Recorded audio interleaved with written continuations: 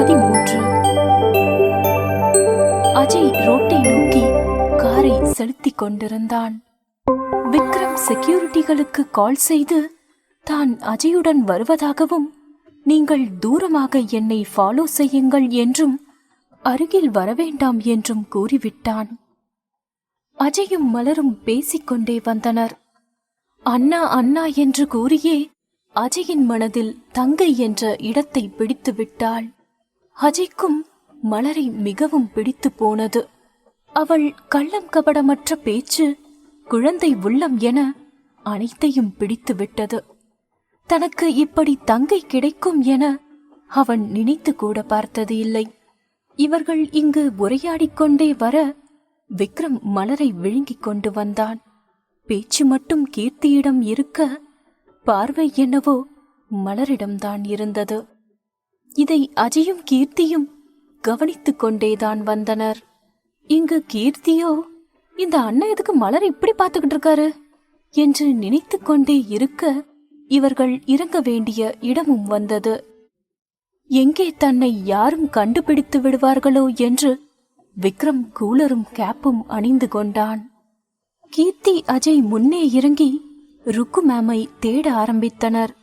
இங்கு மலரின் ஷாலோ காரின் கதவில் இடுக்கில் சிக்கிவிட, அவள் எடுத்தும் வராமல் இருக்க, அவனிடம் தயங்கிக் கொண்டே கேட்கலாம் என்று எண்ணி அவனை அழைத்தாள். அவனோ அசைந்தால்தானே மலர் அவனை உழுக்க ஆரம்பித்தாள். சற்றே நிஜ உலகத்திற்கு வந்தவன் கேள்வியாக அவளை நோக்கினான். அவளோ, ஷால் கார்ல மாட்டிக்கிச்சு, கொஞ்சம் எடுத்து விடுங்க, கொஞ்சம் ஹெல்ப் பண்ணுங்களே என்றாள். அவனும் எடுக்க முயற்சிக்க, மலரும் ஷாலை பற்றி இழுத்து கொண்டிருந்தாள். விக்ரமின் மீசை மலரின் கன்னத்தை உரச ஆரம்பித்தது. இதை கவனியாதவளோ ஷாலிலேயே குறியாக இருக்க, விக்ரமின் பாடுதான் திண்டாட்டமாகி போனது. என்ன பண்றார் இவரு, ஹெல்ப் பண்ற மாதிரியே தெரியல என்று யோசித்தவள் எதிர்ச்சியாக அவனை பார்க்க, இருவரின் கண்களும் ஒன்றோடு ஒன்று பேசிக்கொண்டது. இதில் மலருக்கு நடுக்கமாகி அவள் உதடுகள் பயத்தில் தந்தி அடிக்க ஆரம்பித்தது. அவனது முகம் அவள் அருகில் மிகவும் நெருக்கமாக இருந்தது. அவளை அவ்வளவு அருகில் பார்த்தவன் தன்னை அவளிடம் முழுவதும் இழந்து அவள் தேன் சிந்தும் இதழை முற்றுகையிட்டான். மலர் அவனை தடுக்க முயற்சித்தும் அவனோ அதை கண்டுகொள்ளாமல் தன் முத்தத்தை தொடர்ந்து கொண்டிருந்தான்.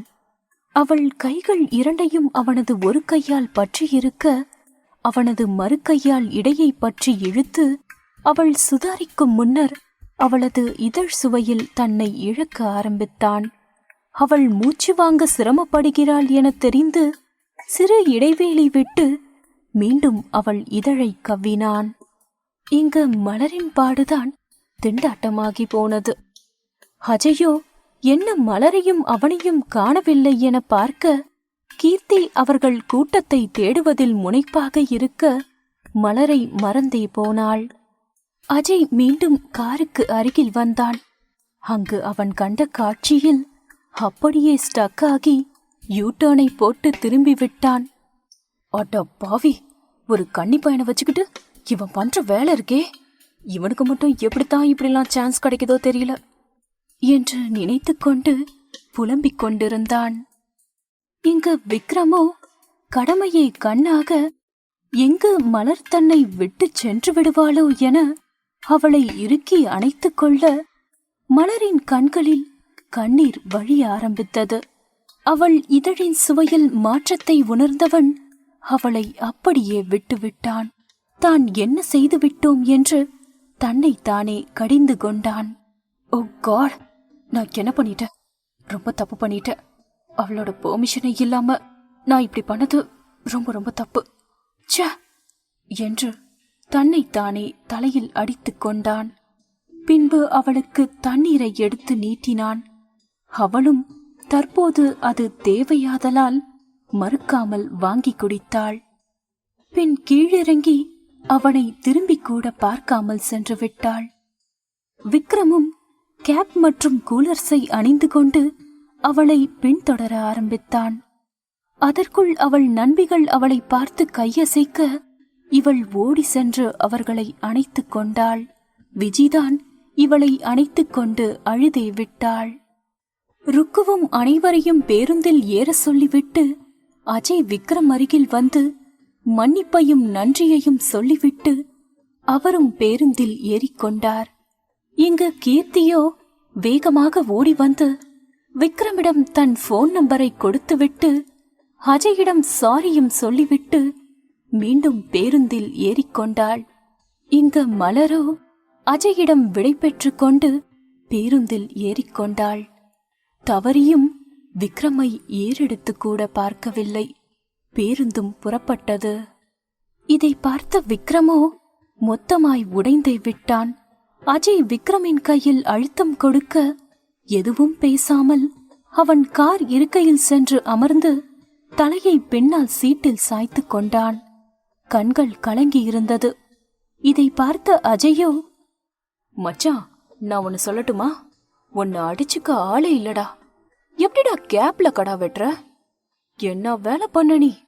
நான் எல்லாத்தையும் பார்த்துட்டேன்டா என்று சொல்லி சிரிக்கவும், இதை கேட்ட விக்ரமோ தன் கவலையும் மறந்து அஜயை முறைக்க முடியாமல் சிரித்தே விட்டான். இல்லடா, அது அவளை பக்கத்துல வச்சு பார்த்தப்போ என்னால சத்தியமா முடியலடா, அதான் அப்படி பண்ணிட்ட என்று சொல்லவும், சரி விடு, பண்றதெல்லாம் பண்ணிட்ட, அப்புறம் என்ன எக்ஸ்பிளனேஷன் கொடுத்துட்டு இருக்க? நடத்து, என்ஜாய் பண்ணு என்று அஜயும் சொல்ல, இங்கு விக்ரமோ அவளின் இதழ் முத்தத்திலேயே தன்னை முழுவதும் இழந்தே விட்டான். இங்கு மலரோ எதையும் உணரும் நிலையில் இல்லை. அவன் ஒற்றியெடுத்த இதழ்களின் ஈரம் அவனையே ஞாபகப்படுத்த அவன் முத்தம் கொடுக்கும் பொழுது அவன் கண்களில் என்ன கண்டாலோ அப்படியே கட்டுண்டு விட்டாள். பாவம், மலரின் உதடுகள்தான் அதிகமாக சிவந்திருந்தது. இங்கு கீர்த்தியோ நடந்த அனைத்தையும் தனது தோழிகளுடன் பகிர்ந்து கொண்டாள். அதன் விளைவு விஜி, சுஜிதா, பிரகதி மூவரும் கல்லூரி வரும் வரை மலரை விட்டு நகரவே இல்லை. இங்கு ருக்கு மேமோ இவர்கள் இருவரையும் அழைத்து வீட்டில் இதை பற்றி சொல்ல வேண்டாம் என்றும் தன்னை மன்னித்து விடுமாறும் கூற, இவர்களும் பரவாயில்லை என்று சொல்லி அனைவரும் பயணத்தை தொடர்ந்து அதிகாலை 5 மணிக்கு மதுரையை அடைந்தனர். தூங்கா நகரம் என்பதால் பஸ், ஆட்டோ என்று அனைத்தும் ஓடிக்கொண்டிருந்தது. கீர்த்தியும் மலரும் பஸ்ஸில் ஏறி தங்கள் வீடுகளை அடைந்தனர். மலர் காலிங் பெல்லை அழுத்த சிவகாமி வந்து கதவை திறந்தார். மகளின் முகம் பார்த்து, என்ன மலர், ரொம்ப சோர்வாயிருக்கியா? சரி போ, காஃபி குடிச்சிட்டு ரெஸ்ட் எடுமா என்று சொல்லவும், அவளும் உடைகளை மாற்றிவிட்டு அவளது அம்மா கொடுத்த காஃபியை வாங்கி பருகிவிட்டு தூங்கப் போனவள்தான். மதியம் 2 மணிக்குத்தான் எழுந்தாள். எழுந்தவள் ஃப்ரெஷ் ஆகிவிட்டு வந்து சாப்பிட அமர்ந்தாள். பின் டூரில் நடந்த சுவாரஸ்யமான சம்பவங்களை வீட்டில் பகிர்ந்து கொண்டாள். அப்பொழுதுதான் ஞாபகம் வந்தது, வீட்டிற்கு சென்றவுடன் அஜய் கால் செய்ய சொன்னது. அதனால் அவள் அஜய்க்கு கால் செய்தாள். அஜய்க்கு ரிங் சென்று முதலில் கால் கட் ஆனது. மறுபடியும் கால் செய்ய அட்டன் செய்யப்பட்டது. ஹலோ அண்ணா, நான் வீட்டுக்கு வந்துட்டேன் அண்ணா, அதை சொல்லதான் கால் பண்ண என்று சொல்லவும், மறுமுனையிலிருந்து நான் விக்ரம் பேசுறேன் என்று கூறவும், 1 நிமிட அமைதிக்கு பின் நான் வீட்டுக்கு வந்துட்டேன் அப்படின்னு அண்ணா கிட்ட சொல்லிடுங்க என்று அவன் பதில் கூறும் முன் கட் செய்து விட்டாள். மலரின் மனமோ படபடவென அடித்துக் கொண்டிருந்தது. அஜய் மீட்டிங்கில் இருப்பதால் போனை விக்ரமிடம் கொடுத்துவிட்டு சென்றான். முதலில் போன் ரிங்காவதை கவனிக்காமல் இருந்தவன் பின்பு மீண்டும் ரிங்காவதை பார்த்து அதில் மலர் சிஸ் என வரவும் உடனே போனை அட்டன் செய்தான். அவள் பேசுவதை கேட்பதற்காகத்தான் முதலில் அமைதியாயிருந்தான். அதற்கு பிறகு நடந்ததுதான் நமக்கு தெரியுமே. தன்னவளின் நம்பரை தனது போனில் பதிவு செய்தவன் யாருக்கோ கால் செய்து சில உத்தரவுகளை பிறப்பித்துவிட்டு மீண்டும் வேலையில் மூழ்கினான். மலருக்கும் விக்ரமின் மீது காதல் மலருமா? பாகம் 14. யார் என்ன நினைத்தாலும், யார் என்ன செய்தாலும் நான் என் கடமையை சரியே செய்வேன் என சூரியன் தன் ஒளியை பரப்பிக் கொண்டிருந்தது. அவர் வேலையை செய்யட்டும், நம் நாயகி என்ன செய்கிறாள் என்று பார்ப்போம். கல்லூரியின் மரத்தடியில் அமர்ந்திருந்த நமது வானரப் படைகளோ தங்களது நாளை அரட்டையுடன் தொடங்கினர். எவடி அது என் டிஃபன் பாக்ஸ்ல வச்சிருந்த புளியோதரைய ஆட்டைய போட்டது என்றாள் பிரகதி. இங்கோ கீர்த்தி மற்றும் விஜி இருவரும் திரு திருவென்று முழித்துக் கொண்டிருந்தனர். விஜியோ, இப்போ என்ன கேடு வந்துச்சுன்னு இப்படி கத்திக்கிட்டு கிடக்குற? நானும் கீர்த்தியும் தான் எடுத்து சாப்பிட்டோம். இப்போ என்ன அதுக்கு? கிளாஸ்ல நான் உக்காந்துட்டு இருந்தேனா, அப்போ நீ புளியோதரை கொண்டு வந்திருக்கேன்னு நம்ம உளவுத்துறை மலர் வந்து சொன்னாடி. அவளுக்கும் கொஞ்சம் எடுத்து வச்சிடுங்கன்னு சொல்லிட்டு போனான். ஆனா இந்த பண்டாரம் எல்லாத்தையும் காலி பண்ணிட்டா என்று கீர்த்தியை கோர்த்து விட, அதற்குள் மலரும் சுஜிதாவும் அப்பொழுதுதான் லைப்ரரியில் இருந்து புத்தகத்தை வைத்து விட்டு வந்தனர். வந்ததும் மலர் புளியோதரையை கேட்க அது காலி என்று சற்று முன் நடந்ததை கூறினாள் பிரகதி. அவ்வளவுதான். மலர், சுஜிதா, பிரகதி மூவரும் அவர்கள் இருவரையும் ஒரு வழியாக்கிவிட்டனர். இவ்வாறாக இவர்களின் கல்லூரி வாழ்க்கை அரட்டைகளுடன் அழகாக சென்று கொண்டிருந்தது. இதற்கிடையில் அஜயின் மனதில் தங்கை என்ற நீங்காத இடம் பிடித்தால் மலர். அஜயும் தினமும் போன் பேசுவது, சாட் செய்வது என்று தங்கள் உறவை பலப்படுத்தினார்கள். இவர்கள் இவ்வாறாக இருக்க கீர்த்தியும் விக்ரமுடன் நன்கு ஒட்டி கொண்டாள். அவன் தங்கை தங்கை என உருகினான். இவ்வாறாக நாட்கள் சென்று கொண்டிருக்க மலரின் புகைப்படத்தினை ப்ரொஜெக்டரில் பார்த்து ரசித்துக் கொண்டிருந்தான் விக்ரமாதித்யா. இருங்க, உங்களோட மைண்ட் வாய்ஸ் என்னன்னு எனக்கு நல்லாவே புரியுது. நம்ம ஹீரோ சாருக்கு எப்படி மலரோட போட்டோ கிடைச்சது அப்படித்தானே யோசிச்சுக்கிட்டு இருக்கீங்க. அவருதான் கேடியாச்சே, நானே சொல்லிடுறேன் எப்படி கிடைச்சதுன்னு. எப்பொழுது மலர் மும்பையிலிருந்து கிளம்பினாலோ அன்றே அவளை பாதுகாக்கவும் அவளை பற்றி தெரிந்து கொள்ளவும் என அவள் என்ன செய்கிறாள் என்பதை பார்க்க தனது நம்பிக்கை மிக்க டிடெக்டிவான அசோக் என்பவனை நியமனம் செய்து விட்டான். அவன் கொடுத்த போட்டோஸும் வீடியோஸும் தான் இப்பொழுது திரையில் ஓடிக்கொண்டிருக்கிறது. அவளை கண்கூட இமைக்காமல் பார்த்து ரசித்துக் கொண்டிருக்கிறான். முதலில் மலரை காணும்போது மலர் மேல் தனக்கு காதல் இல்லை என்றும் வெறும் ஈர்ப்பு என்றுதான் நினைத்துக் கொண்டிருந்தான். ஆனால் அவள் அவனது இருப்பிடத்திற்கு செல்ல போவதாக கூறியபோதுதான் அவனால் அதை ஏற்றுக்கொள்ள முடியவில்லை. மலரை விட்டு விலகி இருக்க வேண்டும் என்று அவன் எடுத்த முடிவு முற்றிலும் ஆட்டம் கண்டு போனது. அவளது ஒவ்வொரு செயலிலும், அவளது கண்களின் முறைப்பிலும், அஜயுடனான குழந்தைத்தனமான பேச்சிலும் தன்னை தொலைக்கத் தொடங்கியிருந்தான். இவற்றையெல்லாம் அவன் உணரும் முன் அவன் அவசரப்பட்டு கொடுத்த இதழ் முத்தம் அவனுக்கு நன்றாக உணர்த்தியது அவள் மேல் அவன் கொண்ட காதலை. இத்தனை நாள் இதை உணராமல் புறந்தள்ளியதை நினைத்து தன்னையே கடிந்து கொண்டான். பாவம், அவனும் முதலில் ஏதோ அவசரப்பட்டு முத்தமிட்டு விட்டோம் என்று அவளிடமிருந்து தன்னை விலக்கிக் கொள்ள நினைத்தான். ஆனால் பெண்ணவளின் இதழின் மென்மை அவனை பித்தனாக்கியது. இன்னுமாய் வேண்டும் என்று அவன் மனம் அடம் பிடித்தது. பின் அவள் கண்களில் கண்ணீரை கண்டவுடன் அவசரப்பட்டு விட்டோமோ என நினைத்து தன்னையே நொந்து கொண்டான். அதன்பின் அவள் தன்னை ஏறெடுத்தும் பார்க்காமல் சென்றது அவனுக்கு மனவலியை தந்தது. அவன் காதலால் அவளை மாற்றிவிடலாம் என நம்பினான். அது அவ்வளவு சுலபமில்லை என்று அவன் அறியவில்லை. அதனால்தான் இந்த டிடெக்டிவ் ஏற்பாடு. மேலும் அவளது பாதுகாப்பு அவனுக்கு மிகவும் முக்கியம் என தோன்றியது. அதனால்தான் இதையெல்லாம் ஏற்பாடு செய்துவிட்டான். அவனது பார்வை மாற்றத்தை புரிந்து கொண்ட கீர்த்தி விக்ரமிடம் கேட்டே விட்டாள். அவனும் ஒப்புக்கொண்டான் தான் மலரை காதலிப்பதாக. அவளும் அவனுக்கு வாழ்த்து கூற மலரை பற்றி மேலும் அறிந்து கொள்ள கீர்த்தியிடம் கேட்டு தெரிந்து கொண்டான். இவ்வாறு நாட்கள் அதன் போக்கில் செல்ல அந்த ஆண்டு இறுதியில் அவர்கள் கல்லூரி ஆண்டு விழாவும் வந்தது. அந்த விழாவின் போது எல்லோரும் ட்ரெடிஷனல் உடையில் வரவேண்டும் என்று அவர்கள் கல்லூரியில் எழுதப்படாத சட்டம் ஒன்று உள்ளது. இம்முறையும் அதையே கூற எல்லோரும் ஒப்புக்கொண்டனர். நாளைய ஆண்டு விழாவிற்கு எல்லோரும் புடவையில் வரவேண்டும் என கூறிவிட்டு சென்றனர்.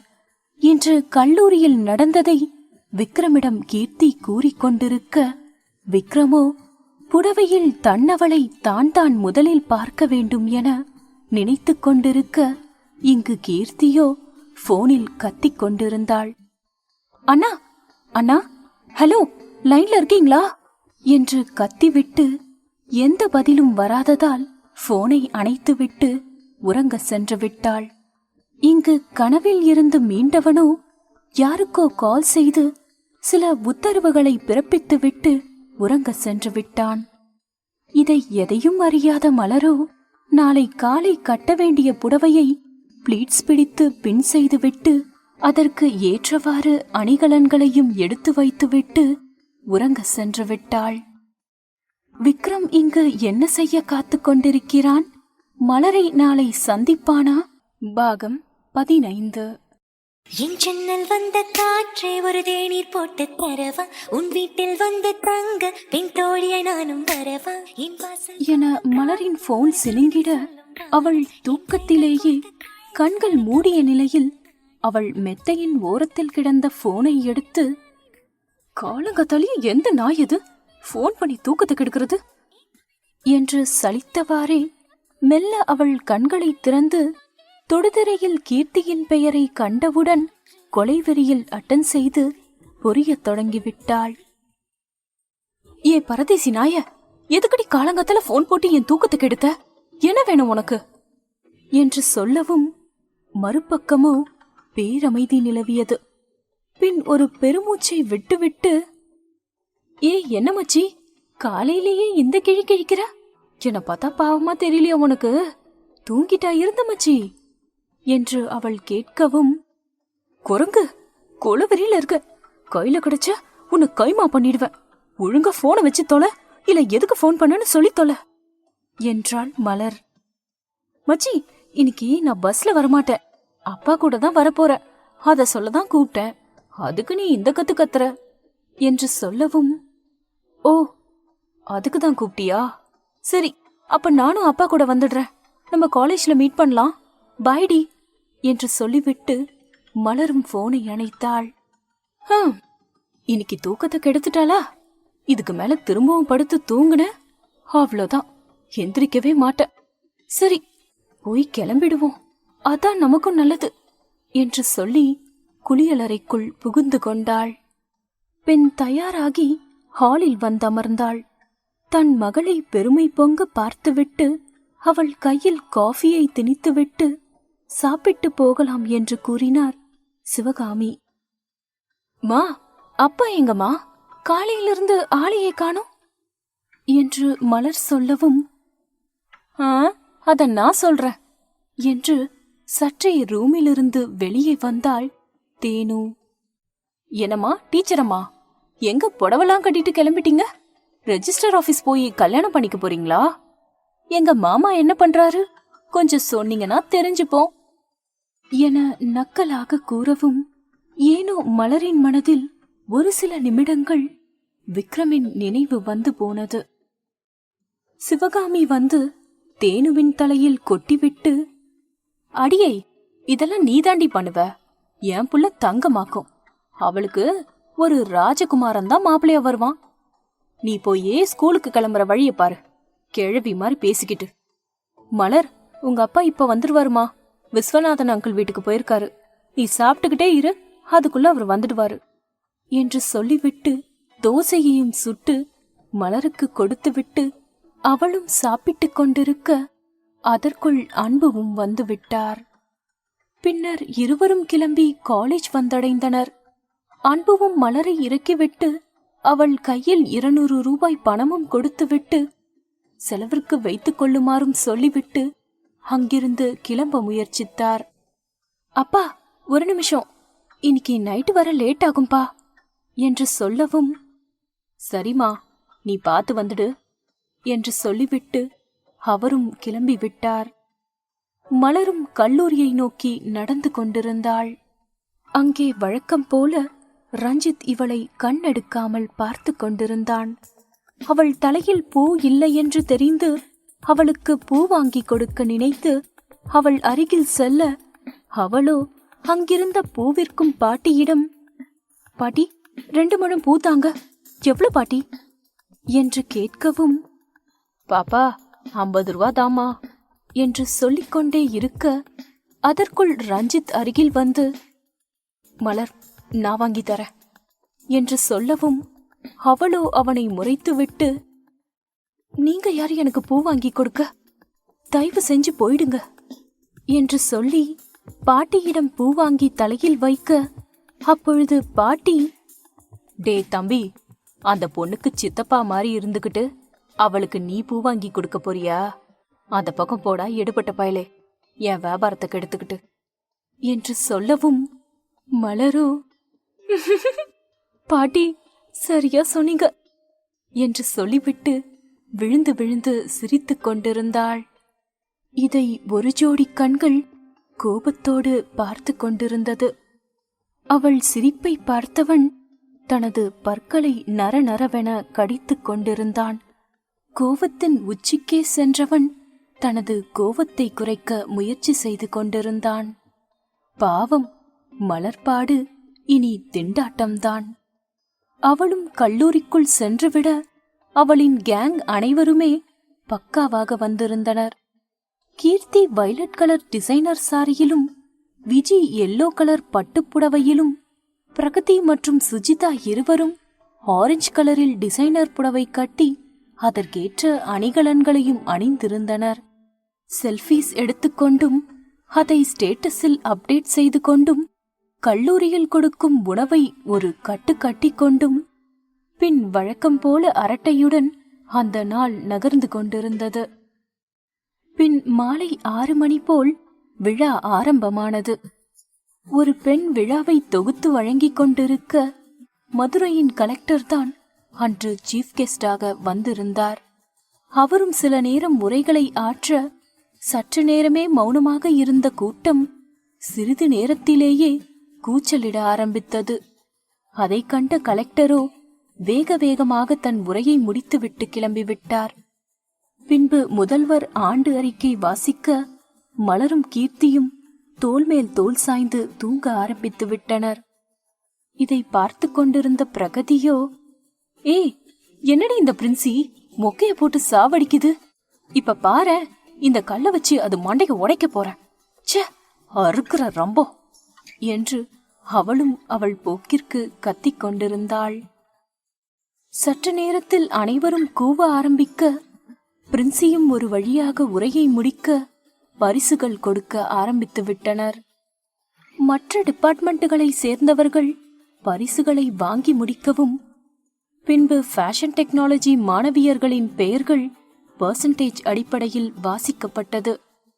அதில் இந்த வருடத்திற்கான செமஸ்டர் தேர்வுகள் முடிவின் அடிப்படையில் 3ஆம் பரிசு கீதாவிற்கும், 2ஆம் பரிசு கீர்த்திக்கும், முதல் பரிசு மலர்விழிக்கும் என அறிவிக்கப்பட்டது. இதை கேட்ட டிபார்ட்மெண்ட் மாணவிகளும் கூச்சலிட்டு தங்கள் மகிழ்ச்சியை வெளிப்படுத்திக் கொண்டிருந்தனர். அடுத்தடுத்து கலை நிகழ்ச்சிகள் துவங்க, மேடையில் ஆடியவர்களை காட்டிலும் கீழே ஆடியவர்களே அதிகம்.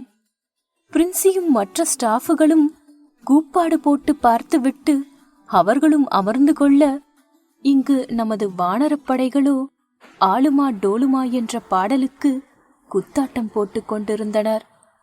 அடுத்தடுத்த பாடல்கள் ஒலிக்க இவர்கள் ஆட்டம் சிறப்பாக இருந்தது.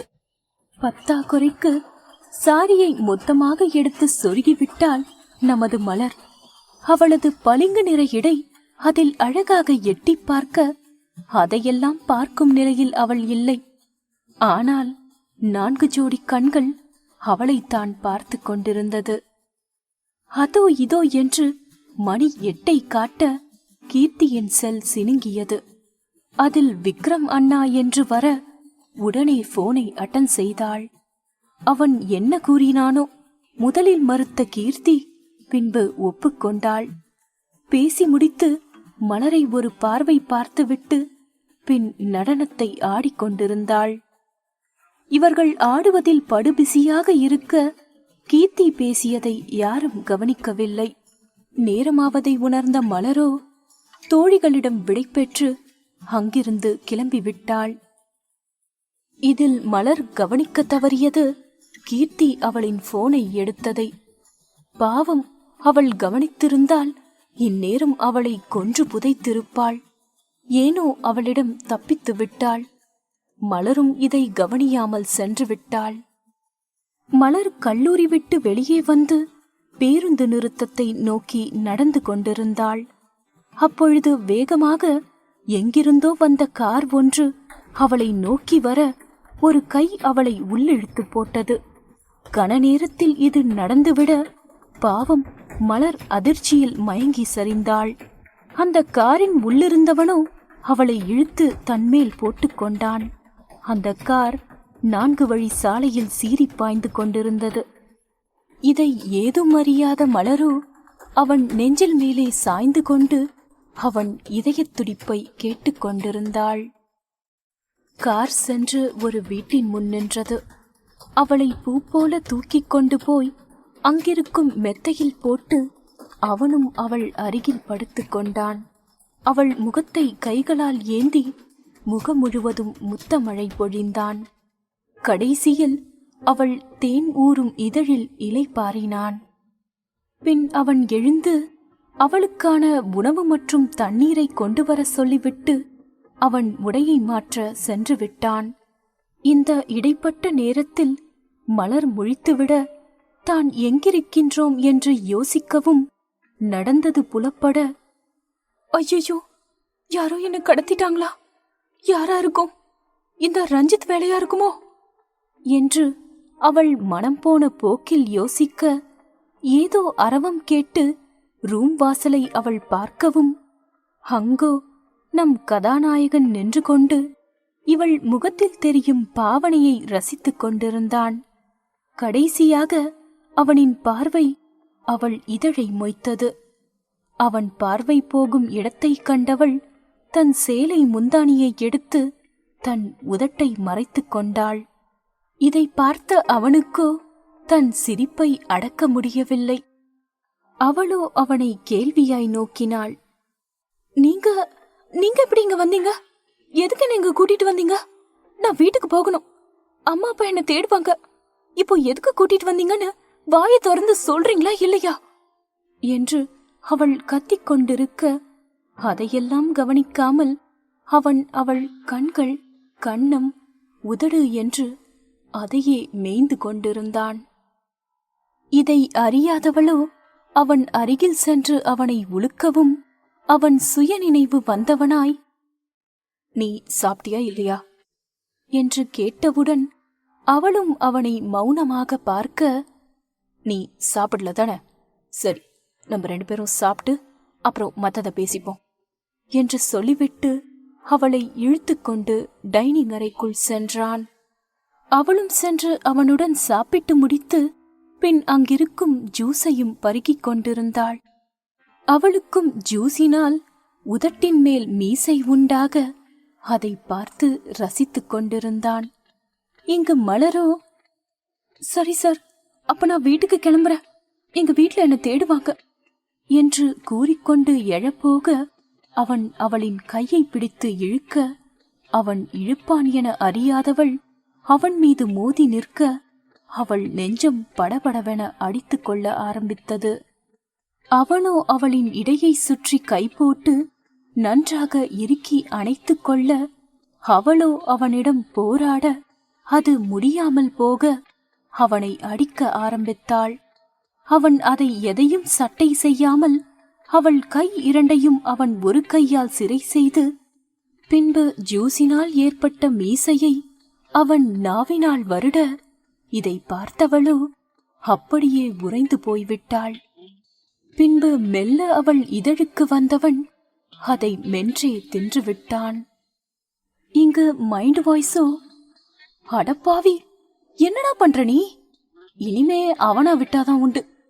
பொசுக்கு பொசுக்குன்னு இப்படி முத்தம் கொடுக்கறியே, இது உனக்கே நல்லா இருக்கா? அவ உன்னை லவ் பண்ணுவான்னு நினைக்கிற? வாய்ப்பே இல்ல ராஜா. பாவி பய, உன்ன மாதிரி ஒரு ஹீரோவை நான் பார்த்ததே இல்லடா என்று கூறிக்கொண்டிருந்தது. நேரமும் அப்படியே சென்று கொண்டிருந்தது. அவள் மூச்சு விடுவதற்கு கஷ்டப்படுகிறாள் என்று அறிந்தவன் அவளை சற்றே விட்டுவிட்டான். விட்ட மாத்திரத்திலேயே மலரின் கைரேகை விக்ரமின் கன்னத்தில் பதிந்தது.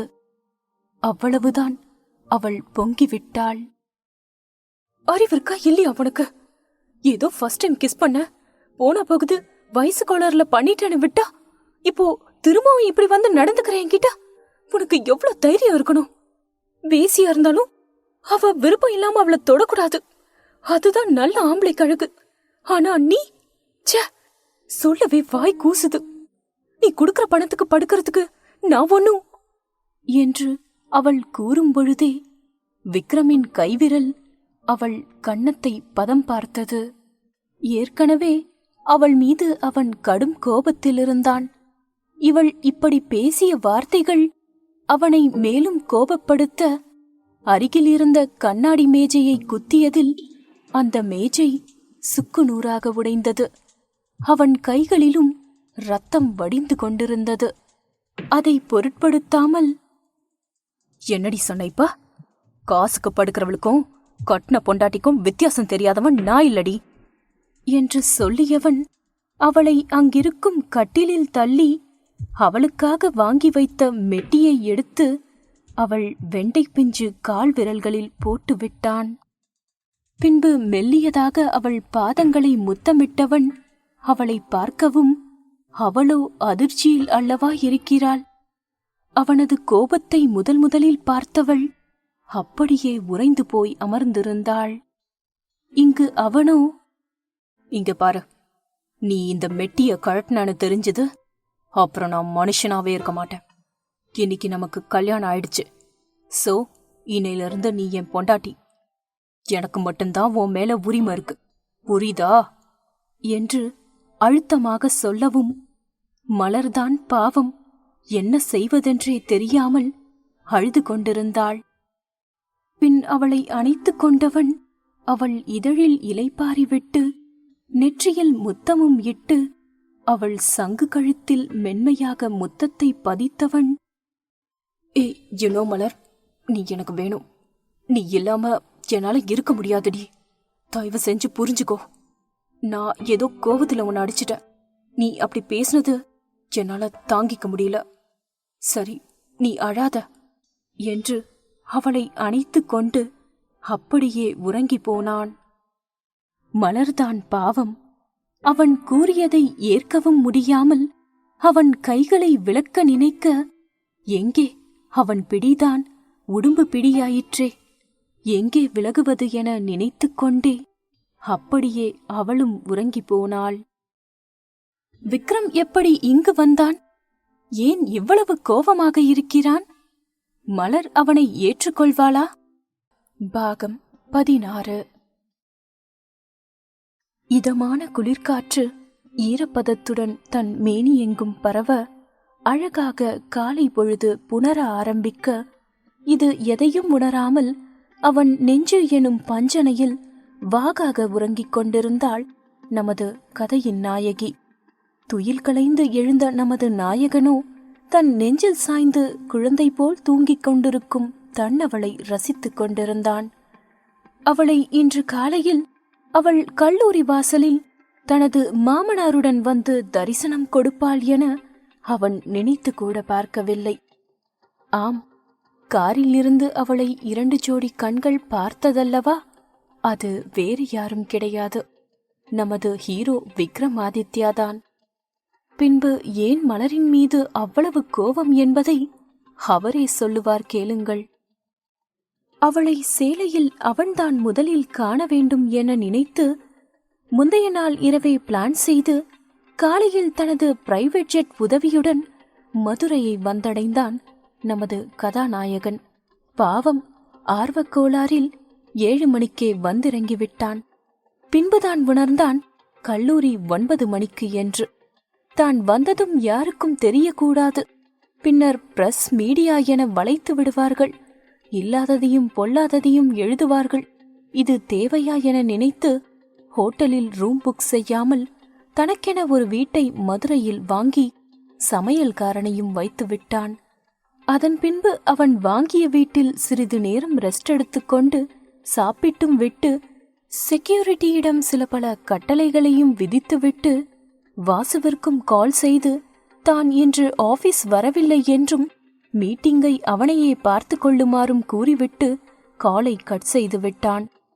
வாசுவிற்கோ ஐயோவென இருந்தது. பின் அவள் கல்லூரி வாயிலில் சற்று தள்ளி தனது காரை பார்க் செய்துவிட்டு காரினுள் அமர்ந்திருந்தான். லவ் மெலடிஸை கேட்டுக்கொண்டே அவனது கண்கள் தனது நாயகியை காண ஆவலாக இருந்தது. திடீரென அவனது போன் சினிங்கிட அதில் அஜய் என வரவும் போனை அட்டன் செய்து வைக்க சரியாக அந்த நேரம் பார்த்து மலர் தன் தந்தையுடன் வந்திறங்க கல்லூரி வாயிலை நோக்கி நடந்து வர இங்கு இவனோ பேசிக்கொண்டே திரும்பி பார்க்க அப்படியே உறைந்தே விட்டான். வயலட் கலர் டிசைனர் சாரியில் தலைக்கு குளித்த 2 கற்றை முடியை மட்டும் எடுத்து கிளிப் செய்துவிட்டு மற்ற ஹேரை ஃப்ரீயாக விட்டிருந்தாள்.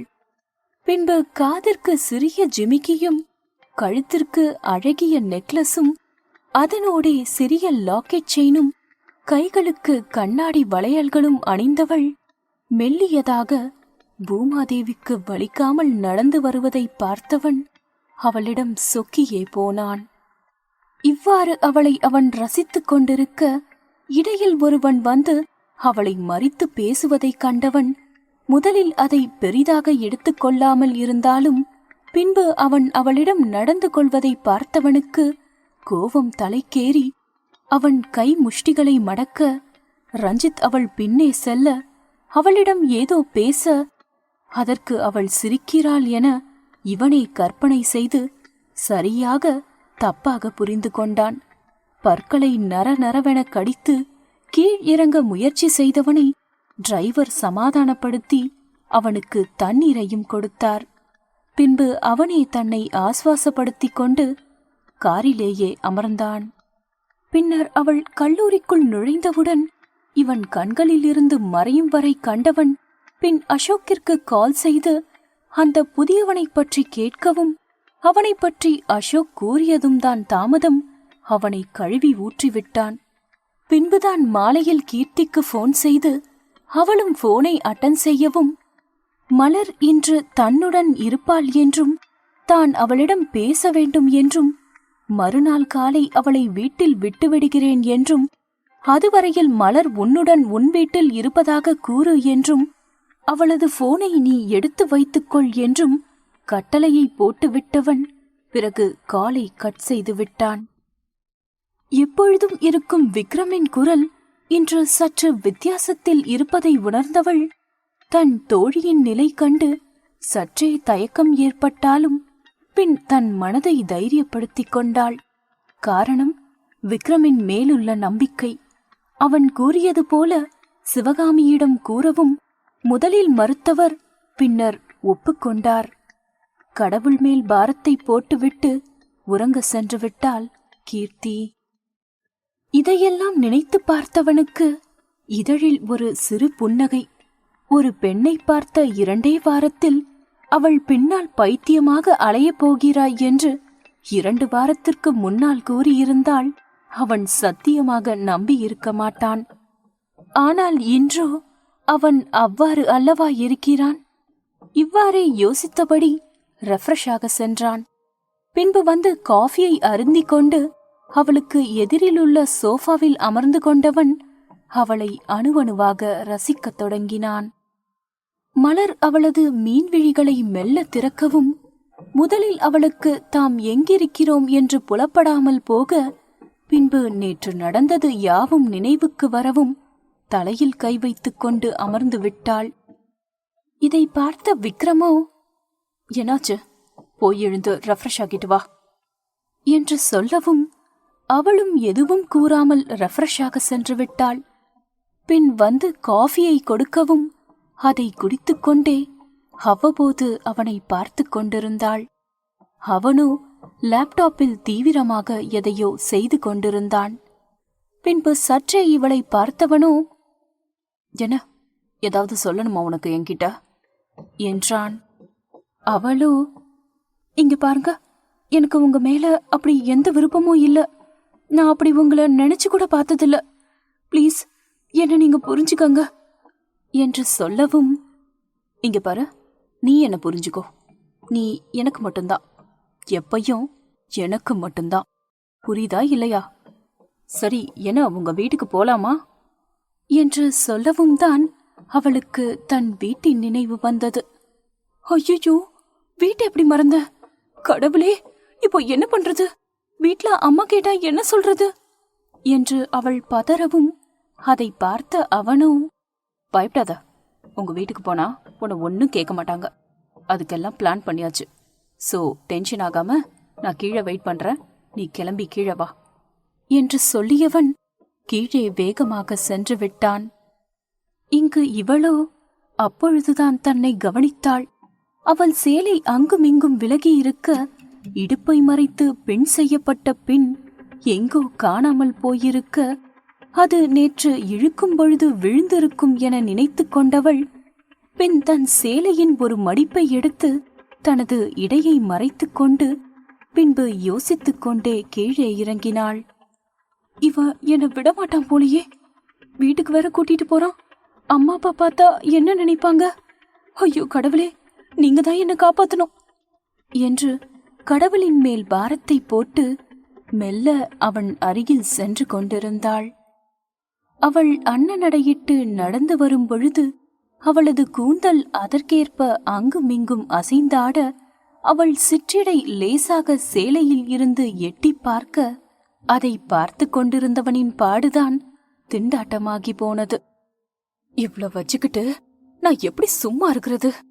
ஐயோ, கூழ்றாளே என்று யோசித்தவன் பின்பு தன்னை தானே சமன் செய்து கொண்டு காரில் சென்று அமர்ந்து கொண்டான். செல்லும் வழியில் கீர்த்திக்கு மெசேஜ் அனுப்பிவிட்டான். பின்பு ஒரு 3/4 மணி நேர பயணத்திற்கு பிறகு அவளின் தெருவாயிலில் காரை நிறுத்திவிட்டான். டிரைவர் இறங்கி எங்கோ சென்று விட்டார். பயணத்தின் போது இருவரும் ஒருவருக்கொருவர் பேசிக் கொள்ளவில்லை. அவ்வப்போது அவனின் பார்வை மட்டும் அவளை தீண்டிச் சென்றது. அதை அவளும் உணரத்தான் செய்தாள். பின்பு இறங்க முயற்சி செய்தவளை தடுத்து, ஹே பப்ளி, என்னை விட்டு போக போறியா?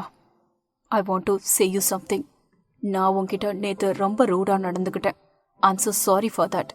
அப்புறம் இப்பயும் நீ ஞாபகம் வச்சுக்கோ, நீ எனக்கு மட்டும்தான் சொந்தம், எனக்கு மட்டும்தான் சொந்தம், புரியுதா? அப்புறம் உன்கிட்ட எவனோ நெருங்கணும்னு நினைச்சா ஒன்றும் பண்ண மாட்டேன். ஆனா அவனுக்கு உயிர் இருக்காது. உனக்கு நான் யார சொல்றேன்னு புரிஞ்சிருக்கும்.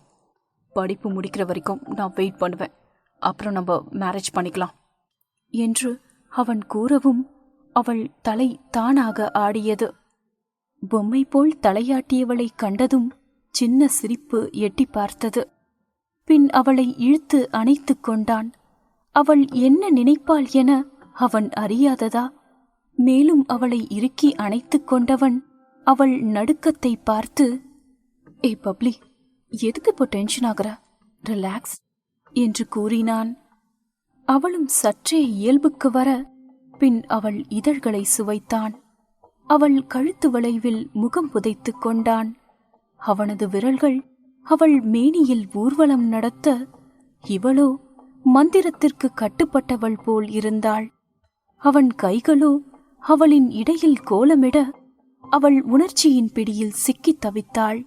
அவன் மேலும் முன்னேறி அவள் வெற்றிடையில் தனது இதழ்களை பதித்தான். மென்மையாக மேலும் அவள் இதழை சுவைத்தவன் பின்பு மீள முடியாமல் அவளை விடுவித்தான். மலரோ இங்கு கண்களை மூடியபடியே அழுது கொண்டிருந்தாள். அவள் ஏன் அழுகிறாள் என்று அவளுக்கே புலப்படவில்லை. அவள் கண்களில் மென்மையாக இதழ் பதித்தவன் கண்ணீரை துடைத்துவிட்டு, என்ன பப்ளி, உனக்கு இது பிடிக்கலையா? என்ன பிடிக்கலையா உனக்கு என்றான் வலி நிறைந்த பார்வையுடன். அவளோ அப்படி இல்ல, உங்களை பிடிச்சிருக்கு என்று சொல்லியபடியே அவனை இருக்க அணைத்து கொண்டு அவன் நெற்றியில் இதழ் பதித்தாள். முதல் முத்தம் தன் அவளிடமிருந்து உருகியே போய்விட்டான். சரி, அப்ப நான் வீட்டுக்கு போறேன் என்று மலரும் கூறிவிட்டு இறங்க போக அவனோ, ஏய் ஒரு நிமிஷம், இந்த மெட்டிய கழட்டாத, சொல்றது புரியுதுல்ல, அதுக்கு மீறி கழட்டின அப்புறம் என்ன நடக்கும்னே தெரியாது. அப்புறம் இனிமே கல்யாணத்துக்கு அப்புறம் புடவை கட்டு, இல்லனா அடிக்கடி உன்னை இப்படிதான் தூக்கிட்டு போக வேண்டியது இருக்கும், புரியுதுல்ல என்று சொல்லவும் அவளின் கண்ணங்களோ தானாகவே சிவந்து அதை மறைக்க அங்கிருந்து ஓடியே விட்டாள். இங்கு இவனும் சிரித்துக்கொண்டே டிரைவரை அழைத்து காரை எடுக்க சொல்லி அங்கிருந்து கிளம்பி விட்டான். மலர் வீட்டில் நுழைந்தவுடன் சிவகாமியோ, என்ன நேத்து ஆட்டம் பாட்டம் கொண்டாட்டமா காலேஜ்ல? சரி, நீ சாப்பிட்டு தூங்குடி, நல்லா ரெஸ்ட் எடு என்று எப்பொழுதும் போல் கூறி அவர் வேலையை பார்க்க சென்று விட்டார். இவள் பெருமூச்சு ஒன்றை விட்டுவிட்டு அவள் ரூமில் தஞ்சமடைந்து அவனை பற்றி நினைக்கலானாள். அவனை பற்றி நினைத்தாலே இவளது கன்னங்கள் சிவந்து விடுகிறதே, அதை அவளாலும் தடுக்க முடியவில்லை. ஆனால் அவள் கடந்து வந்த பாதையை நினைத்து அவ்வப்போது அழுகையில் மூழ்கி விடுகிறாள். இப்பொழுதும் அப்படித்தான் அழ ஆரம்பித்து விட்டாள். அவள் இப்படி அழும் அளவிற்கு அவள் கடந்த காலத்தில் அவளுக்கு என்ன நடந்திருக்கும்? பாகம் 17. மறுநாள் காலை ஆபீஸில் வாசு புலம்பிக் கொண்டிருந்தான். விக்ரமை தான் எவ்வாறு சமாளிக்கப் போகிறோம் என்று. அதே பதட்டத்துடன் அஜய்க்கும் போன் செய்து அவனை ஆபீஸுக்கு வருமாறு சொல்லி வரவழைத்து விட்டான். பின் யார் அடி வாங்குவது? விக்ரமிடம். சற்று நேரத்திலேயே விக்ரம் ஆபீஸுக்குள் நுழைந்தான். அவன் வேக நடையும் கனல் பார்வையுமே சொல்லிவிடும் அவன் உச்சக்கட்ட கோபத்தில் இருப்பதை. வந்தவன் நேராக அவனின் கேபினுக்கு சென்று தனது லேப்டாப்பில் எதையோ கூர்ந்து கவனித்துக் கொண்டிருந்தான். பின் வாசுவை அழைத்தான் டெலிபோன் மூலம். அடுத்த 2 நிமிடத்தில் வாசு அவன் முன் நிற்க அவனை தொடர்ந்து அஜயும் உள்ளே நுழைந்தான். அஜய் விக்ரமின் எதிர்ப்புற இருக்கையில் அமர்ந்து, டேய், அவன் மேல எந்த தப்பும் இல்லடா, அவனை ஏண்டா முறைக்கிற என்று சொல்லவும், பாஸ், இதுக்கும் எனக்கும் எந்த சம்மந்தமும் இல்ல பாஸ், இது எப்படி நடந்துச்சுன்னு எனக்கு தெரியாது பாஸ் என்று அவனும் புலம்ப ஆரம்பிக்க, I know about you Vasu, நீ கான்ஃபரன்ஸ் ஹால்ல மீட்டிங் அரேஞ்ச் பண்ணு. வித்தின் 15 மினிட்ஸ் எல்லா இன்வெஸ்டர்ஸும் வந்தாகணும் இப்போ, ஆல் ரைட் என்று சொல்லவும் வாசுவும் சென்று அதற்கான ஏற்பாடுகளை செய்ய ஆரம்பித்தான். வாசு சென்றதும் அஜய் விக்ரமிடம் பேசிக் கொண்டிருந்தான். டே, இதை யாருடா பண்ணிருப்பா? நம்ம கம்பெனிக்குள்ள வந்து வாலாட்டுறதுக்கு எவனுக்குடா தைரியம் இருக்கு என்று கேட்கவும், சொல்றேன், மீட்டிங் முடிச்சுட்டு டீட்டெயிலா பேசலாம், இப்ப வா என்று அவனை இழுத்துக்கொண்டு கான்ஃபரன்ஸ் ஹால் சென்று விட்டான். சில மணி நேரங்களுக்கு முன்பு விக்ரம் குரூப் ஆஃப் கம்பெனியின் ஷேர்ஸ் மார்க்கெட்டில் சரிந்து கொண்டிருக்கிறது என்றும் அதற்கான காரணம் அறியாமல் திணறிக் கொண்டிருக்கிறார்கள் என்றும் தொலைக்காட்சியில் நியூஸ் பரவிக் கொண்டிருந்தது. இது விக்ரமின் காதில் எட்டி அடுத்த 10 நிமிடங்களில் அவன் தனது கம்பெனியை அடைந்து விட்டான். தொழில்துறையை பொறுத்தமட்டில் அவன்தான் முடிசூடா மன்னனாக இருந்து வருகிறான். அதனால்தான் இன்று இவ்வளவு பெரிய வீழ்ச்சியை சந்தித்ததும் அதை பற்றி அலட்டிக்கொள்ளாமல் அவன் எண்ணமெல்லாம் தனது கம்பெனியில் துரோகி யார் என்பதை கண்டுபிடிக்க வேண்டும் என்பதே. இந்த எண்ணங்களோடு தற்போது மீட்டிங் ஹாலிற்குள் நுழைந்து அனைவருக்கும் காலை வணக்கம் கூறிவிட்டு தனது லேப்டாப்பில் வேலையில் மூழ்கினான்.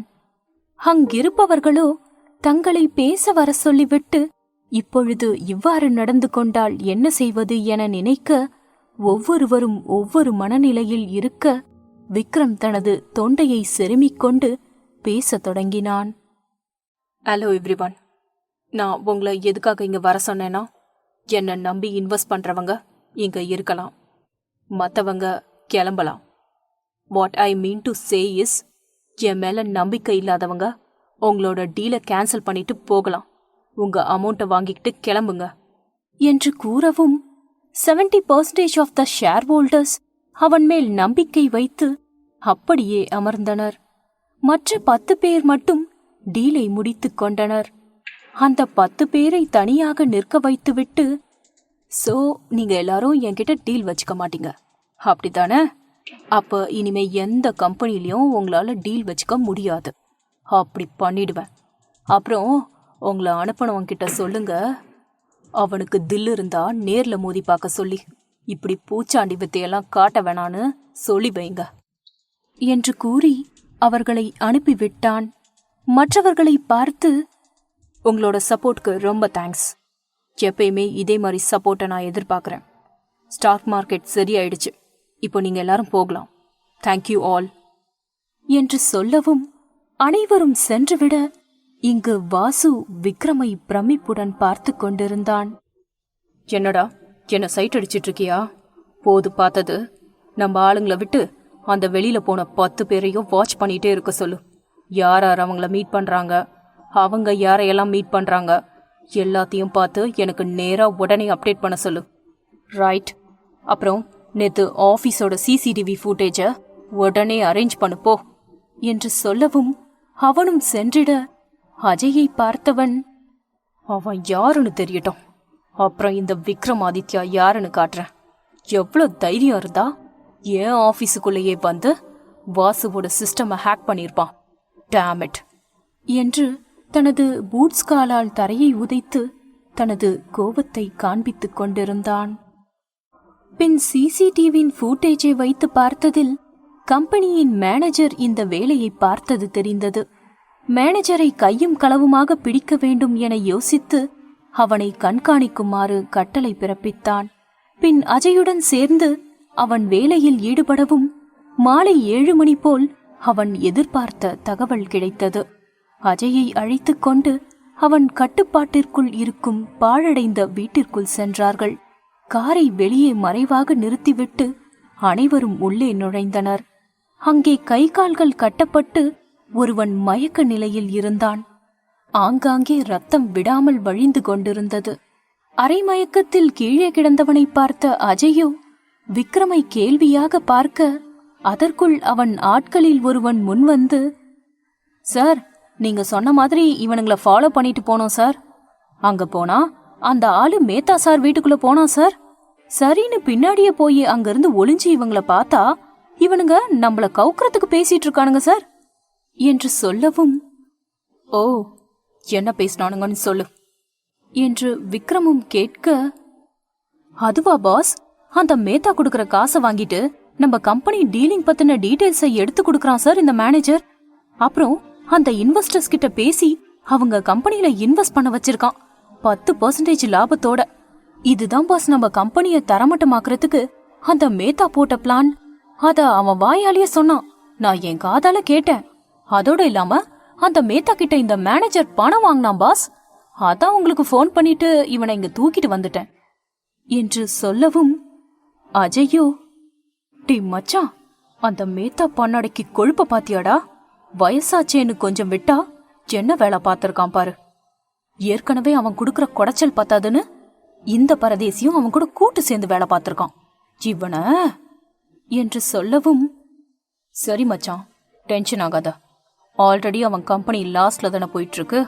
அதுக்கப்புறம் அவனே வந்து அவன் கம்பெனியை நம்ம கிட்ட கொடுப்பான் பாரு. கொடுக்கல, கொடுக்க வைப்பேன். அதுவே அவனுக்கு பெரிய அடிதாண்டா மாப்ள. இதுவரைக்கும் அவன் வெறும் விக்ரம தானே பார்த்திருப்பான், இனி விக்ரமாதித்யாவை பார்ப்பான் என்று சொல்லியவன் பாடி கார்டை பார்த்து, இவனை 2 தட்டு தட்டிட்டு வார்ன் பண்ணி விட்டுரு, பட் இவனை ஃபாலோ பண்ணிக்கிட்டே இருங்க என்று சொல்லியவன் மேனேஜரை பார்த்து, இனிமே என் கம்பெனில உனக்கு வேலை கிடையாது, நம்பிக்கை துரோகி என்று சொல்லிவிட்டு அஜயை அழைத்து கொண்டு சென்று விட்டான். காரில் செல்லும் பொழுது, என்ன மச்சி, அவனை அப்படியே விட்டுட்ட என்று அஜய் கேட்கவும், இல்லடா, அவனுக்கு ஒரு ஃபேமிலி இருக்கு, 2 பெண் குழந்தைங்க இருக்கு. அதான் போனா போகுதுன்னு விட்டுட்டேன். ஆனா அவனை ஃபாலோ பண்ணிட்டே தான் இருப்பேன். இவனால அந்த குழந்தைங்க கஷ்டப்படக்கூடாதுல்ல என்று சொல்லவும், டே மச்சான், நீ வர வர ரொம்ப நல்லவனா மாறிட்டு வர. ஆனா உன்னை இப்படி பாக்குறதுக்கு எனக்கு ரொம்ப சந்தோஷமா இருக்கு. எவ்வளவு வருஷம் ஆச்சுடா நீ இப்படியெல்லாம் பேசி என்று இவ்வாறாக பேசிக்கொண்டே வீட்டை நோக்கி இருவரும் பயணித்தனர்.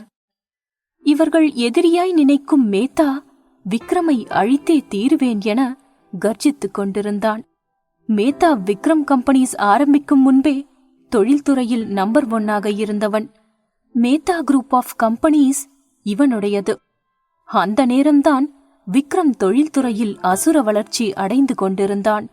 அந்த நேரம் மேத்தாவின் கன்ஸ்ட்ரக்ஷன் பிசினஸில் அவன் கட்டிய பில்டிங் ஸ்ட்ராங்காக இல்லாமல் அது இடிந்து விழுந்து அதில் 13 பேர் பலியாகினர். அதிலிருந்து மேத்தாவின் பிசினஸ் லாஸ் ஆக தொடங்கியது. அதனால் அனைத்து வித கான்ட்ராக்டும் விக்ரமின் கைக்கு கிடைத்தது. அதன் விளைவாக தொழில்துறையில் சிறிது காலங்களிலேயே நம்பர் 1 இடத்திற்கு வந்து விட்டான். தொழில்துறையில் அவனை அடித்துக் கொள்ள யாருமில்லை. அதனால் மேத்தா விக்ரமின் மீது பகையை வளர்த்து கொண்டான். இரவு வீட்டை அடைந்த விக்ரமோ ஃப்ரெஷ்அப் செய்துவிட்டு சாப்பிட்டு தனது ரூமை அடைந்தான். மலரின் நினைவுகளுடன் அவன் எடுத்த போட்டோவை பார்த்து ரசித்துக் கொண்டிருந்தான். அதில் மலர் சேலை அணிந்து கொண்டு அவளது குறும்பு பார்வையை பார்த்து கொண்டிருந்தாள். அதைத்தான் விக்ரம் பார்த்து ரசித்துக் கொண்டிருக்கிறான். போட்டோவை பார்த்தவனோ அவளை வர்ணிக்க ஆரம்பித்து விட்டான். இந்த கண்ணுல அப்படி என்ன தாண்டி வச்சிருக்க? அப்படியே இந்த கண்ணு என்ன உள்ள இழுக்குது. அதுவும் அந்த கண்ணு இருக்கு பத்தியா, அத அப்படியே கடிக்கணும் போல தோணுது. அந்த லிப்ஸ் இருக்கே, அது ஸ்ட்ராபெரி பழம் மாதிரி இருக்கு. அத அப்படியே வேண்டாம் வேண்டாம், அத நான் சொல்ல முடியாது. எனக்கு ஒரு டவுட்டடி பொண்டாட்டி, நீ தான் லிப்ஸ்டிக்கே போட மாட்டியே, அப்புறம் எப்படி ரெட் கலர்ல இருக்கு உன் லிப்ஸ்? கல்யாணத்துக்கு அப்புறம் கண்டுபிடிக்கிறேன்டி. அப்புறம் உன் மூக்கு இருக்கு பாத்தியா, அதுவும் அது கோவப்படும் போது அப்படியே சவக்குது. அத அப்படியே கடிக்கணும் போல இருக்கு. அப்புறம் சரி, இதுக்கு மேல போனா நல்லா இருக்காதுன்னு நினைக்கிறேன். ஆனாலும் நான் உன்கிட்ட தெரியாதனமா சொல்லிட்டேன்.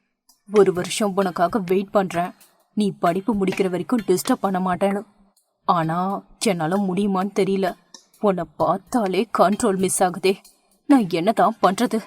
இன்னும் 1 வருஷம் எப்படி என்னால வெயிட் பண்ண முடியும்? கடவுளே, இவ என்ன கொல்றாளே என்று விரகத்தீயில் புலம்ப ஆரம்பித்துக் கொண்டிருந்தான். இங்கு மைண்ட் வாய்ஸோ, டேய் நீ என்னடா போட்டோலயே ஃபர்ஸ்ட் நைட்டை முடிச்சிடுவ போல, மோசமான ஆளுடா நீ என்று அவனை கிண்டலடிக்க துவங்கியது. இதற்கெல்லாம் காரணமானவளோ நித்திரா தேவியிடம் சரணடைந்து விட்டாள். பாகம் 18. இவ்வாறே 1 மாதம் கடந்திருந்த நிலையில் இந்த 1 மாத இடைவேளையில் விக்ரம் மலருக்கு எந்த ஒரு போன் காலோ மெசேஜும் கூட செய்யவில்லை. ஏன், இருவரும் ஒருவருக்கொருவர் பார்த்து கொள்ள கூட இல்லை. விக்ரம் மலரின் படிப்பை ஒழுங்காக முடிக்கும் வரையில் அவளை தொந்தரவு செய்யக்கூடாது என்பதில் உறுதியாக இருந்தான். ஆனால் மலர் விக்ரமின் கண்காணிப்பில்தான் இருந்தாள். டிடெக்டிவ் அசோக் அவனுக்கு கொடுத்த வேலையை சிறப்பாக செய்து கொண்டிருந்தான். இவ்வாறே நாட்கள் அதன் போக்கில் சென்று கொண்டிருந்தது. கல்லூரியில் மலர் மற்றும் அவளது தோழிகளும் கிளாஸை கவனித்துக் கொண்டிருந்தனர். நம் ருக்கு மேடம் தான் கிளாஸ் நடத்தி கொண்டிருந்தார். அவர் அங்கு காட்டு கத்தல் கத்திக் கொண்டிருக்க நமது வானரப்படைகளும் அதிசயமாய் கிளாஸை கவனித்துக் கொண்டிருந்தனர். நம் மலர்தான் எதையோ பறிகொடுத்தவளை போல் அமர்ந்திருந்தாள். கண் மட்டும்தான் போர்டை பார்த்து கொண்டிருந்தது. நினைப்பு முழுவதும் விக்ரமிடம்தான் இருந்தது. 2 முறை அவளை பார்த்த ருக்கு மேமோ அவள் கிளாஸ் தான் கவனித்துக் கொண்டிருக்கிறாள் என்று விட்டுவிடவும், 3வது முறை அவளை எழுப்பி கேள்வி கேட்கவும், அதற்கும் அவள் எந்த பதிலும் சொல்லாமல் அப்படியே போர்டை பார்த்து கொண்டிருப்பதைக் கண்டு, ஏ மலர் மலர் என்று அவர் இவள் பெயரை ஏலம் போடவும், அதையும் கவனிக்காமல் அவள் இமை கூட இமைக்காமல் போர்டையே பார்த்து கொண்டிருந்தாள். அதை கவனித்த ருக்கு மேமோ அவள் அருகில் வந்து அவளை உலுக்கவும் மலர் திடுக்கிட்டு விழித்தாள். அப்புறம் என்ன, வழக்கம் போல் கழுவி ஊற்றி கிளாஸை விட்டு வெளியே போக சொல்லிவிட்டார். மலர் தனது உடைமைகளை எடுத்துக்கொண்டு கேண்டீன் சென்று அங்கிருந்த டேபிளின் மேல் தலை சாய்த்து படுத்துக்கொண்டாள். சிறிது நேரத்தில் நமது வானரப்படையும் வந்துவிட, சுஜியோ, நானும் 1.5 மாசமா பாத்துக்கிட்டு இருக்கேன், இந்த பிசாசு எதையோ பறிகொடுத்துவ மாதிரியே இருக்கு, என்னன்னு கேட்டாலும் சொல்ல மாட்டேங்குது, இன்னைக்கு இவகிட்ட பேசியே ஆகணும், வாங்கடி போலாம் என்று புலம்பியபடியே அவள் அருகில் சென்று அமர்ந்தனர். கீர்த்தி மட்டும் திரு திருவென்று முழித்துக் கொண்டிருந்தாள். ஆம், விக்ரம் பற்றி எந்த ஒரு விஷயத்தையும் மலர் தனது நண்பிகளிடம் கூறவில்லை. ஆனால் மலர் அறியாத ஒன்று, விக்ரம் நடந்த அனைத்தையுமே சென்சார் சீன்களை தவிர்த்து கீர்த்தியிடம் கூறிவிட்டான் என்பது. கீர்த்தியோ மலர் எப்பொழுது கூறுவாளோ அப்பொழுது பேசி தெளிவுபடுத்திக் கொள்ளலாம் என காத்திருந்தாள். அவள் அறியாததா மலர் தற்போது குழப்பத்தில் உள்ளாள் என்பது. ஆனால் மலர்தான் வாயை திறக்கவே கூலி கேட்கிறாளே, இன்று எல்லாவற்றையும் கூறித்தான் ஆக வேண்டும். சுஜிதா இன்று உன்னை கூற வைத்து விடுவாள் என்று கீர்த்தி மனதில் நினைத்து கொண்டாள்.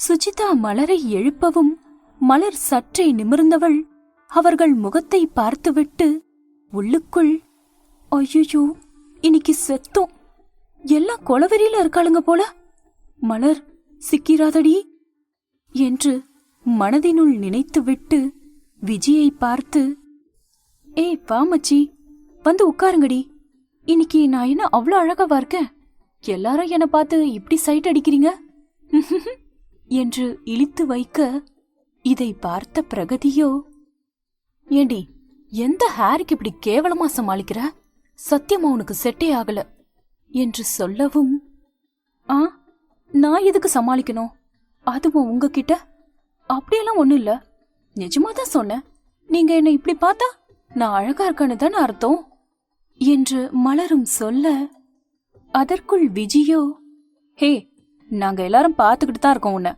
நீ 1.5 மாசமா சரியே இல்ல, எதையோ பறிகொடுத்த மாதிரியே இருக்க, என்னன்னு கேட்டாலும் சொல்ல மாட்ற, என்னதான் பிரச்சனை உனக்கு, எங்ககிட்ட சொல்லியே ஆகணும், இன்னைக்கு நீ பழைய மாதிரி இருக்கணும் மலர், எதுவா இருந்தாலும் எங்ககிட்ட சொல்லிடு, நாங்க இருக்கோம் உனக்கு என்று சொல்லவும், இங்கு மலரோ திரு திருவென்று முழிக்க, இதை பார்த்த சுஜிதாவோ, இங்க பாருடி, எதையாவது சொல்லி சமாளிக்கலான்னு மட்டும் நினைக்காத, ஒழுங்கா உண்மைய சொல்லிடு என்று சொல்லவும், ஆமா பங்கு, உண்மைய சொல்லிடு, இல்ல இன்னைக்கு உன்னை அடிச்சே கொன்றுவோம் என்று அனைவரும் அவளை ரவுண்டு கட்டி கேள்வி கேட்க, கீர்த்தியோ, இன்னைக்கு நீ சொல்லிதான் ஆகணும் மலர், தப்பிக்கவே முடியாது என்று மைண்ட் வாய்ஸில் நினைத்து கொண்டிருந்தாள்.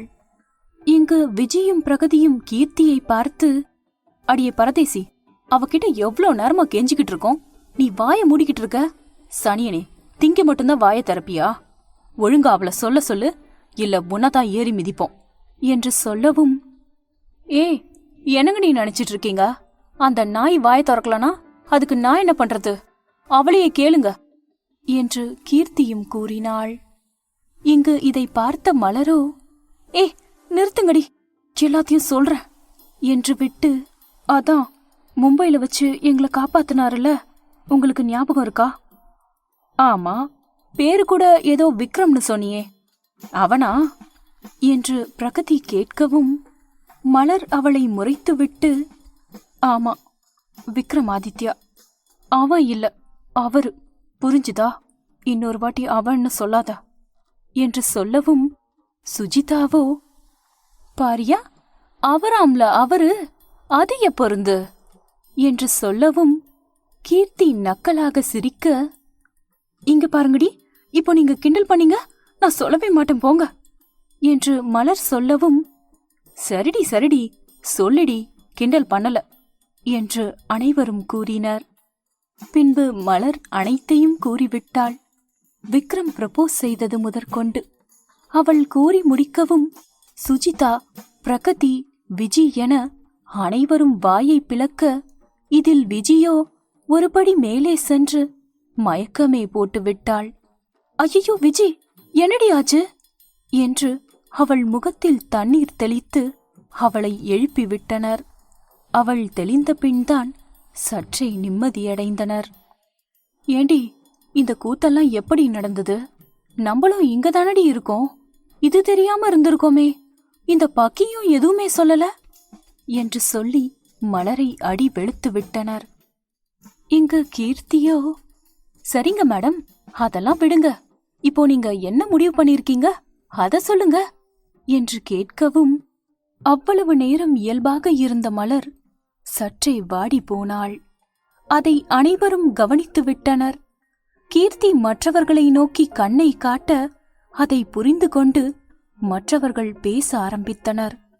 விஜி அவளை நோக்கி, ஏ, நீ இன்னும் அந்த பழைய விஷயத்த மறக்கலையா என்று கேட்கவும், இல்ல, அது வந்து என்று மலரும் இழுக்க, இதை பார்த்த சுஜிதாவோ, எம்மா பரதேவத, அவன் பண்ணதுக்கு பேரு லவ்வே இல்ல, அது உனக்கும் தெரியும் எங்களுக்கும் தெரியும், அப்புறம் எதுக்கு அதை கட்டிக்கிட்டு அழற, விட்டு தள்ளுடி என்றாள். இங்கு பிரகதியோ, சரி அதை விடு, நீ எப்படி அண்ணனை லவ் பண்ண, அதான் எனக்கு புரியல என்று சொல்லவும், மலரோ, இல்லடி, முன்னாடி அவரை பார்க்கும்போது எனக்கு எதுவும் தெரியல, ஆனா அதுக்கப்புறம் நான் மும்பைல இருந்து ஊருக்கு கிளம்புறேன்னு சொன்னப்போ அவர் கண்ணுல என்னமோ இருந்துச்சு, அத என்னால உணர முடிஞ்சது. அப்புறம் கார்ல வச்சு அவர் என்ன பாத்துக்கிட்டே இருந்தாரு, எதிர்பாராம நடந்ததுதான் அந்த முத்தம் கூட என்று அவள் சொல்லும் பொழுது அவள் முகம் முழுவதும் சிவந்து விட்டது. மற்ற நால்வரும் ஓஹோ என்று கூச்சலிட்டனர். இதை பார்த்த மலரோ, ஏ, சும்மா இருங்கடி, அப்பதான் சொல்லுவேன் என்று சொல்லி மீண்டும் கூற ஆரம்பித்தாள். முத்தம் கொடுக்கறப்ப அவர் கண்ணுல எனக்காக ஒன்ன நான் பார்த்தேன், அது என்னன்னு அப்பயும் எனக்கு புரியல, ஆனா என் மனசு என்கிட்ட இல்ல, அது மட்டும் அப்போ எனக்கு தெரியும்டி. அதுக்கப்புறம் அவரை திரும்ப பாப்பேன்னு நான் நினைச்சு கூட பார்க்கல. அன்னைக்கு வந்து நின்னு என்கிட்ட ப்ரப்போஸ் பண்ணி மெட்டி போட்டு விடுவார்னு நான் எதிர்பார்க்கவே இல்ல. அடுத்த நாள் காலையில என்னை இறக்கி விடுறப்ப அப்படி ஒரு வலி அவர் கண்ணுல நான் பார்த்தேன். சத்தியமா செத்துட்டேன்டி. அப்ப முடிவு பண்ண, அவர்தான் என் புருஷன், நான் தான் அவர் பொண்டாட்டின்னு என்று மலர் பேசி முடித்தாள்.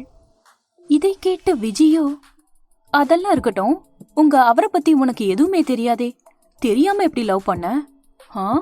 இது ஒன்னும் காதல் கோட்ட காதல் இல்லம்மா, சும்மா பார்க்காம லவ் பண்ற மாதிரி நீ அந்த அண்ணாவை பத்தி தெரியாம லவ் பண்றதுக்கு என்று சொல்லவும், இங்க பாருடி, எல்லாம் தெரிஞ்சுக்கிட்டு வர்றதுக்கு பேரு காதல் இல்ல, நீ லவ் பண்றப்பதான் அது உனக்கு புரியும் என்று மலர் கூறிட, சரி சரி, லெக்சர் எடுக்காத தாயே, நான் சரண்டர்பா, ஆள விடு என்றாள்.